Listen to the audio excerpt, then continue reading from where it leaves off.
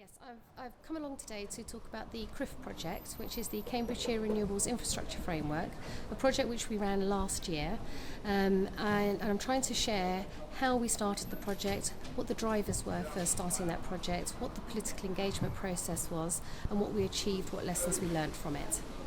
So do you mind talking a little bit about some of those things? And maybe explain what the project was about to begin with. Okay, what we were trying to do was look at how we could pull together an investment plan for renewable energy infrastructure in Cambridgeshire.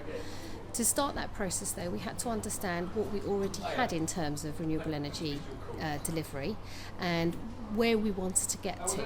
So we identified how much energy we were producing now, what the constraints were, what the barriers were, and what we then needed in terms of infrastructure to deliver by 2031. Part of that was to also try and see what we needed to do in terms of local authorities to develop a clean tech sector in Cambridgeshire. For Cambridgeshire, it's really important that we encourage new businesses, which are low carbon businesses, to come and relocate here. And we're trying to develop a cluster of clean tech sector businesses. So if the local authority isn't showing that it's doing its part to try and support and help these organisations, what is the reason for them to come and work in Cambridgeshire? So another part of this was trying to say we're open for business and we're open for low carbon business. So what do you hope to get from today? Today, it's been about 4 or 5 months since the RIF project finished.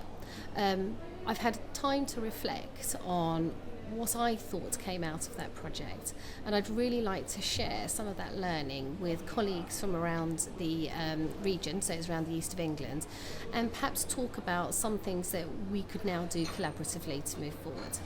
And are we looking at similar kind of projects in different parts of the east of England?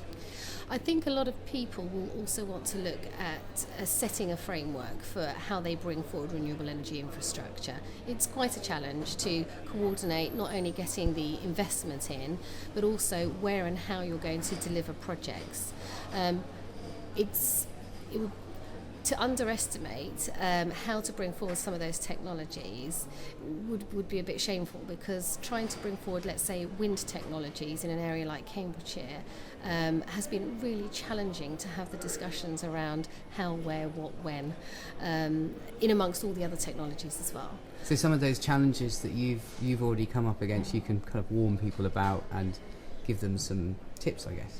Yeah, I think it would be good to be able to have a discussion about how we just deal with the wind debate, so that it doesn't take you off course when you're trying to actually move a project forward, because that is the one area that everybody has an opinion, it seems.